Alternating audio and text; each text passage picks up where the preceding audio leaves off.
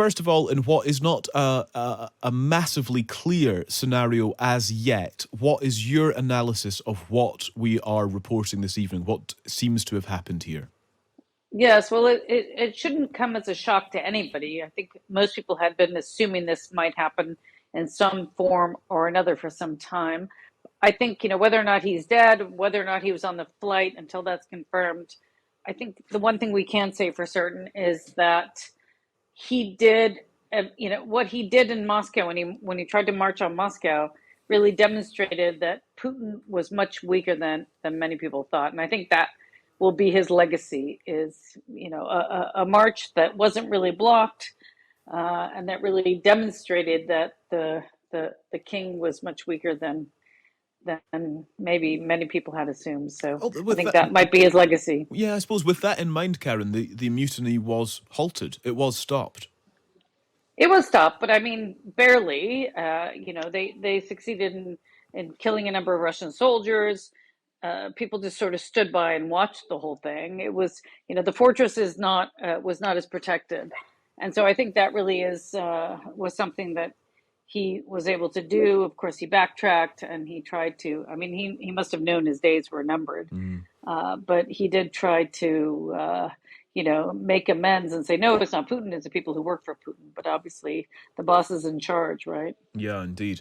In terms of, just to get your take on what several of our guests have already said this evening, that this sounds like, piecing it together with other moves today, I suppose, this sounds like a purge by Putin of those who were involved in the mutiny. Would you agree with that, Karen?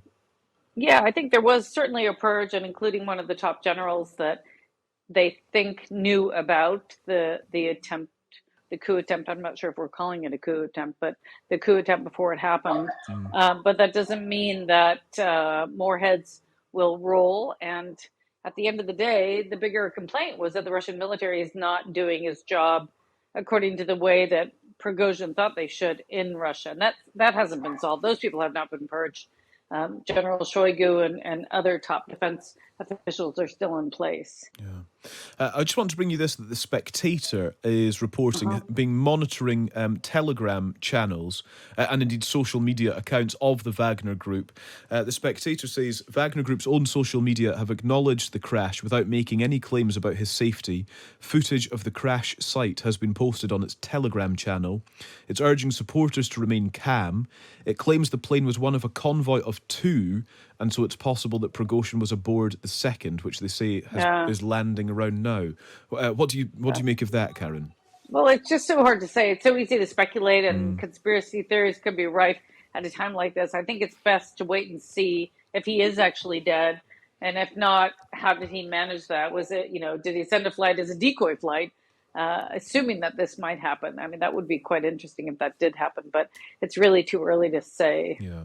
There's no doubt, is there, that it would be convenient, strategically helpful for the Kremlin, for Russia to declare Prigozhin dead, and to sort of leave him in the past to some extent. Would that be a strategically wise thing for the Kremlin to do, or for that ambition to be realised, that he has been killed?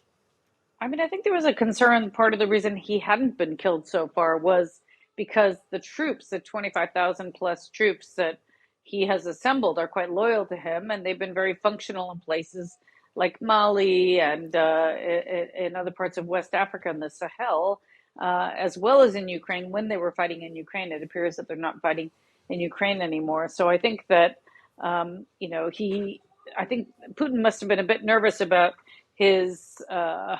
His connections with these troops and his ability to lead these troops, because Putin will need these troops to fight in the war in Ukraine. It's not clear that they will fight without Prigozhin. Mm. You mentioned the idea of a decoy there, and of course, we are sort of just piecing together reporting and trying to analyse it as best we can. A decoy plane. Is there anything, Karen, to consider here in that this whole thing could be a ploy to let the Wagner boss live peacefully Yeah, that's elsewhere? true too. That's true too. Mm. Well, I don't know if he'd live peacefully Sure, but anywhere. you take my I point mean, that he'd be but somewhere else, yeah, unknown, fade into no, I anonymity. mean, there's so many scenarios that are plausible, and so I think we just really need to wait and see what kind of evidence emerges. How did the plane crash? Was it shot down by a missile? Did it explode in air? I mean, there's so many things that we don't know yet, but it is a fascinating story, and certainly, um, making a quiet August a little bit more interesting. Well, indeed, and I can't get away from the juxtaposition of Putin being at a sort of military concert this evening, as well as this news is unfolding, which is, quite surreal, but also almost entirely predictable to some extent. That he, Right. Exactly. I mean, that's perfect for him if he did plan this and if it did happen. He wants to look like he's in charge. It's business as normal. He'll, of course, deny any involvement with this, but it doesn't matter. Everybody would know that he did it. yeah, 2 months on from the beginning of the mutiny led by Prigozhin, is it clear that Prigozhin misjudged his own status and his importance, and that he was not indispensable, and that he was not essential to the future of Russia? I think, I mean, who knows? It's hard to predict what people were thinking, but I think it appears that he was incredibly frustrated with the way that the Russian troops were fighting, that the lack of support they were getting from the top military brass in Moscow, that they were being treated as cannon fodder. So I think he was incredibly frustrated, and that's really why he did lash out the way he did. I'm not sure how well, he thought through the whole action that he took, because he must have known at the end of the day that it would be his own death knell, I assume.